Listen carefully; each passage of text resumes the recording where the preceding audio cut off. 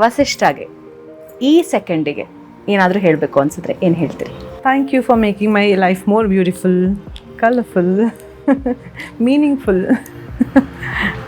ಸಾಕಷ್ಟು ಹೇಳೋದಿದೆ. ಸೊ ಈಗ ಸದ್ಯಕ್ಕೆ ಹಬ್ಬದ ದಿನ ಒಳ್ಳೆ ವಿಚಾರ ಮಾತ್ರ ಹೇಳಬೇಕಲ್ಲ, ಇದನ್ನು ಮಾತ್ರ ಹೇಳ್ತೀನಿ. ವಸಿಷ್ಠ, ನಿಮಗೆ ಈ ನಿಮಿಷಕ್ಕೆ ಹರಿಪ್ರಿಯ ಅವ್ರಿಗೆ ಏನು ಹೇಳಬೇಕು ಅನಿಸ್ತಿದೆ? ನನಗೆ ಜವಾಬ್ದಾರಿಗಳನ್ನ ಕಲಿಸೋದಕ್ಕೆ ಥ್ಯಾಂಕ್ ಯು. ಮಗನ ಬಗ್ಗೆ ಇರೋ ಕನಸೇನು? ಅವ್ನಿಗೆ ಏನೇನು ಬೇಕೋ ಅದನ್ನೆಲ್ಲ ನಾವು ಫೆಚ್ ಮಾಡಬೇಕು ಅದೊಂದು ನನಗೆ ಆಸೆ ಇದೆ. ಸೊ ಅವ್ನು ಏನೇನು ಇಷ್ಟಪಡ್ತಾನೋ ಅದೆಲ್ಲ ಕಲಿಸ್ಬೇಕು. ಅಥವಾ ನನ್ನ ಚೈಲ್ಡ್ಹುಡ್ ಹಾಗೇ ಇತ್ತು, ಬರೀ ಕಲಿಕೆನೇ ಆಗಿತ್ತು. ನಮ್ಮ ತಾಯಿ ಎಲ್ಲ ಕ್ಲಾಸಸ್ಗೂ ಹಾಕ್ಬಿಟ್ಟಿದ್ರು. ಅದು ಪ್ರತಿಯೊಂದು ನನ್ನ ಇಡೀ ಜೀವನದಲ್ಲಿ ಯೂಸ್ ಆಗಿದೆ, ಯೂಸ್ ಆಗ್ತಾ ಇದೆ ಕೂಡ. ಸೊ ನಾನು ಎಲ್ಲೋ ಡಾನ್ಸ್ ಮಾಡಿದ್ದಕ್ಕೇ ಇಂಡಸ್ಟ್ರಿಗೆ ಬಂದಿದ್ದು, ಭರತನಾಟ್ಯಂ ಕಲ್ತಿದ್ದಕ್ಕೆ ಬಂದಿದ್ದು. ಸೊ ಅದಾದಮೇಲೆ ಅಪ್ಪ ತೀರ್ಕೊಂಡ್ಮೇಲೆ ಡ್ರಾಯಿಂಗ್ ಕ್ಲಾಸಸ್ ಹೇಳ್ಕೊಡ್ತಿದ್ದೆ ಮಕ್ಕಳಿಗೆ. ಸೊ ಅದರಿಂದ ಒಂದು ಕಾನ್ಫಿಡೆನ್ಸ್ ಇತ್ತು, I can make some life ಅನ್ನೋ ಆ ಟೈಮಿಗೆ. ಸೊ ಆ ರೀತಿ ಕಲ್ತಿದ್ದು ಯಾವುದೂ ವೇಸ್ಟ್ ಆಗಿಲ್ಲ. ಬ್ಯಾಡ್ಮಿಂಟನ್ ಕಲ್ತಿದ್ದೆ ಸ್ಕೂಲಲ್ಲಿ, ಮತ್ತು ಸ್ವಿಮ್ಮಿಂಗ್ ಆಗಿರ್ಬೋದು, ಕಾರ್ ಡ್ರೈವಿಂಗ್ ಆಗಿರ್ಬೋದು, ಆಮೇಲೆ ಹಾರ್ಸ್ ರೈಡಿಂಗು ಸಿನಿಮಾಗೆ ಯೂಸ್ ಆಯಿತು, ಬಿಚ್ಚುಗತ್ತಿ ಅನ್ನೋ ಸಿನಿಮಾಗೆ. ಸೊ ಆ ರೀತಿ ಪ್ರತಿಯೊಂದು ಕಲ್ತಿದ್ರೆ ಆ ಕಾನ್ಫಿಡೆನ್ಸ್ ಲೆವೆಲ್ಲೇ ಬೇರೆ.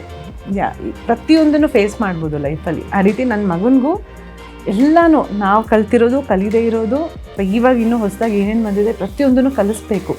ಅಕಾಡೆಮಿಕ್ಸ್ ಎಸ್ ಅದು ಇರಬೇಕು, ಅದ್ರ ಜೊತೆಗೆ ಈಕ್ವಲ್ ಆಗಿ ಇದು ಇರಬೇಕು ಅನ್ನೋದು ನನ್ನ ಆಸೆ. ಯಾಕಂದ್ರೆ ನಂಬಿ ಬದುಕೋ ಮಗ ಆಗ್ಬಾರ್ದು. ಹೌದು, ಓದು ಅಗತ್ಯ, ಅನಿವಾರ್ಯತೆ ಅಲ್ಲ. ಓದು ನಮಗೆ ಜ್ಞಾನ ಕೊಡುತ್ತೆ. ಹಾಗೆ ಜ್ಞಾನ ಅಂದರೆ ಬರೀ ನಾವು ಓದೋ ಟೆಕ್ಸ್ಟ್ ಬುಕ್ ಅಷ್ಟೇ ಅಲ್ಲ. ಸೊ ಪಠ್ಯೇತರ ವಿಷಯಗಳನ್ನ ತುಂಬ ಕಲಿಬೇಕು. ಫಿಟ್ನೆಸ್ ಇರಬೇಕು, ಸ್ಕಿಲ್ ಸೆಟ್ ಇರಬೇಕು. ಸ್ಕಿಲ್ಸ್ ಇದ್ದರೆ ಏನಿಲ್ಲ, ನಿಮಗೆ ಉದಾಹರಣೆಗೆ ತೋಳ್ಬಲ ಇದೆ ಅಂತ ಅಂದ್ಕೊಳ್ಳಿ, ಏನೂ ಕೆಲ್ಸಕ್ಕೆ ಬರಲ್ಲ, ಕೂಲಿನಾರು ಮಾಡಿ ಬದುಕ್ಬೋದು, ಮೂಟೆ ಹೊತ್ತಾರು ಬದುಕ್ಬೋದು. ಆರ್ಟು ಕ್ರಾಫ್ಟು ಈ ಥರದ್ದು ಏನಾದ್ರು ಕಲ್ತ್ರೆ 4 ಜನಕ್ಕೆ ಹೇಳ್ಕೊಟ್ಟು ಅಥವಾ ಯಾವ್ದಾದ್ರು ಒಂದು ಆರ್ಟಿಕಲ್ಸ್ನ ಮಾಡಿ ಕೂಡ ಬದುಕೋಬೋದು. ಫಿಟ್ನೆಸ್ ಇದೆಯಾ ಅಂದರೆ ಸೆಲ್ಫ್ ಡಿಫೆನ್ಸ್ಗೂ ಯೂಸ್ ಆಗುತ್ತೆ, ಅದನ್ನು ಹೇಳ್ಕೊಟ್ಕೊಂಡು ಒಬ್ಬ ಗುರುವಾಗೂ ಬದುಕ್ಬೋದು. ಸೊ ಆಯ್ಕೆಗಳು ನಾನಾ ರೀತಿಯಲ್ಲಿದ್ದಾವೆ. ಬಟ್ ಯಾವಾಗಲೂ ಏನಂದರೆ ಯಾವುದೋ ಒಂದು ವಸ್ತುವನ್ನು ಮೆಟೀರಿಯಲ್ನ ನಂಬಿ ಬದುಕೋಕ್ಕಿಂತ ನಮ್ಮನ್ನು ನಾವು ನಂಬಿ ಬದುಕುವಂಥ ಒಂದು ಮನಸ್ಥಿತಿಲಿ ಅವನಿದ್ರೆ ಸಾಕು. ಎಲ್ಲೋ ಒಂದು ಕಡೆ ಆರ್ಟಿಸ್ಟ್ಗಳಾಗಿರೋದ್ರಿಂದ ಮಗ ಆರ್ಟಿಸ್ಟ್ ಆಗಬೇಕು ಅಥವಾ ಸಿನಿಮಾ ಇಂಡಸ್ಟ್ರಿಲಿ ಇರಬೇಕು ಅಂತಿದ್ಯಾ? ಅವನ ಹಣೆ ಬರದಲ್ಲಿ ಇದ್ದಿದ್ದು ಆಗುತ್ತೆ. ಬಟ್ ಅವನ್ನ ಎಲ್ಲದಕ್ಕೂ ಸಿದ್ಧಗೊಳಿಸೋದು ನಮ್ಮ ಕರ್ತವ್ಯ, ಅದು ನಾವು ಮಾಡ್ತೀವಿ. ಓಕೆ, ಸೊ ವಸಿಷ್ಠ ಅವರು ಮುಂದಿನ ಪ್ರಾಜೆಕ್ಟ್ಸ್ ಏನು? ನಾವು ಯಾವಾಗ ಮತ್ತೆ ತೆರೆ ಮೇಲೆ? ನೆಕ್ಸ್ಟು ತೆರೆ ಮೇಲೆ ತಲವಾರ್ಪೇಟೆ ಜೊತೆಗೆ ಸಿಗ್ತೀನಿ. ಸೊ ಪ್ರಾಬಬ್ಲಿ ಜಾನ್ ಎಂಡ್ಗೆ ರಿಲೀಸ್ ಅಂತ ಅನ್ಕೊಳ್ತಾ ಇದ್ದೀವಿ. ಪೋಸ್ಟ್ ಪ್ರೊಡಕ್ಷನ್ ನಡೀತಾ ಇದೆ. ಓಕೆ, ಸೊ ವುಲ್ಫ್ ಇದೆ ತಮಿಳು, ಅದಾದಮೇಲೆ ಹೊಸ ಸಿನಿಮಾಗಳು ಶುರು ಆಗ್ತಾ ಇದೆ, VIP ನಡೀತಾ ಇದೆ. ಥ್ಯಾಂಕ್ ಯು ಸೋ ಮಚ್ ಇಬ್ಬರಿಗೂ. ನೀವಿಬ್ಬರನ್ನು ಕೂರಿಸ್ಕೊಂಡು ನಂದು ಮೊದಲ ಸಂದರ್ಶನ ಇದು. ಮದುವೆ ಆದಮೇಲೆ ನಾನಂತೂ ನಿಮ್ಮಿಬ್ಬರನ್ನ ಹಿಂಗೆ ಭೇಟಿ ಆಗಿದ್ದಿಲ್ಲ. ಬಟ್ ಒಂದಂತೂ ಅರ್ಥ ಆಯಿತು, ಲೈಫಲ್ಲಿ ಇಬ್ಬರಿಗೂ ತುಂಬ ಕ್ಲಾರಿಟಿ ಇದೆ ಅಂತ. ಬದುಕಿಗೇನು ಬೇಕು, ಸುಂದರವಾದ ಬದುಕಿಗೇನು ಬೇಕು ಅನ್ನೋದು ಇಬ್ಬರು ತುಂಬ ಚೆನ್ನಾಗಿ ತಿಳ್ಕೊಂಡಿದ್ದೀರಾ ಅಂತಂತೂ ಡೆಫಿನೆಟ್ಲಿ ಅರ್ಥ ಆಗುತ್ತೆ. ಆ್ಯಂಡ್ ಅಫ್ಕೋರ್ಸ್ ನಮ್ಮ ಕನ್ನಡ ನಾಡಿನ ಜನರಿಗೆ ಯಾವಾಗಲೂ ಅವ್ರ ಮುಖದಲ್ಲಿ ನಿಮ್ಮ ಫೋಟೋಸು, ನಿಮ್ಮ ವೀಡಿಯೋಸ್ ನೋಡಿ ಯಾವಾಗಲೂ ಖುಷಿ ಕೊಡ್ತೀರಿ.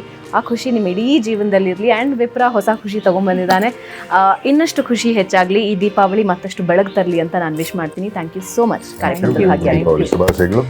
ಸಾಧ್ಯವಾದಷ್ಟು ಪಟಾಕಿಗಳನ್ನ ಸಿಡಿಸೋದನ್ನ ಕಡಿಮೆ ಮಾಡಿ, ದೀಪ ಹಚ್ಚಿ, ಒಳ್ಳೆ ಊಟ ಮಾಡಿ, ಕುಟುಂಬದೊಂದಿಗೆ ಕಲಿತು ಹಬ್ಬನ ಆಚರಿಸಿ ಅಂತ ಆಶಿಸ್ತೀನಿ. ಜೊತೆಗೆ ಏನಂದರೆ ಬದುಕು, as you said, we have to live. ಬದುಕನ್ನು ಬದುಕಬೇಕು ನಾವು. ಸವಾಲುಗಳು ಬದುಕಿನುದ್ದಕ್ಕೂ ಇರುತ್ತೆ.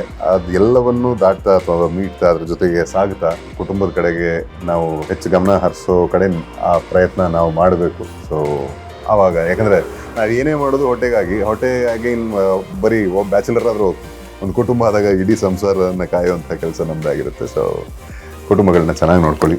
ಕುಟುಂಬ ಮುಖ್ಯ. ನೀವು ಬೇರೆ ಯಾರನ್ನೋ ಮೆಚ್ಚೋದಕ್ಕೆ ಪ್ರಯತ್ನವೂ ಪಡಬೇಡಿ. ನಿಮ್ಮನ್ನು ಇಷ್ಟಪಡೋರು ಹೆಂಗಿದ್ರು ಇಷ್ಟಪಡ್ತಾರೆ, ನಿಮ್ಮನ್ನು ದ್ವೇಷಿಸೋರು ಹೆಂಗಿದ್ರು ದ್ವೇಷಿಸ್ತಾರೆ, ನೀವು ಒಳ್ಳೇದು ಮಾಡಿದ್ರು ದ್ವೇಷಿಸ್ತಾರೆ, ದೂಷಿಸ್ತಾರೆ. ಹಾಗಾಗಿ ನಿಮ್ಮನ್ನು ನಂಬಿರೋ ನಿಮ್ಮ ಕುಟುಂಬಗಳನ್ನ ಮೆಚ್ಚುವಂಥ ಕೆಲಸ ನೀವು ಮಾಡಿ ಚೆನ್ನಾಗಿದೆ.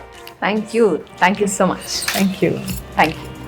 ಸೊ ವೀಕ್ಷಕರೇ, ಇದಾಗಿತ್ತು ಈ ಹೊತ್ತಿನ ವಿಶೇಷ. ಚಂದನವನದ ಚಂದದ ತಾರೆಯರು ನಮ್ಮ ಜೊತೆ ಕೂತು ಮಾತನಾಡಿದ್ರು, ಅವರ ಜೀವನನ ಹಂಚಿಕೊಂಡ್ರು.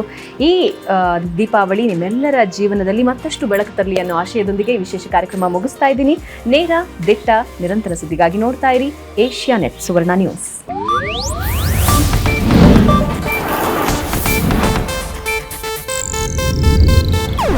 ಇದು ಏಷ್ಯಾನೆಟ್ ನ್ಯೂಸ್ ನೆಟ್ವರ್ಕ್ ಪ್ರಸ್ತುತಿ.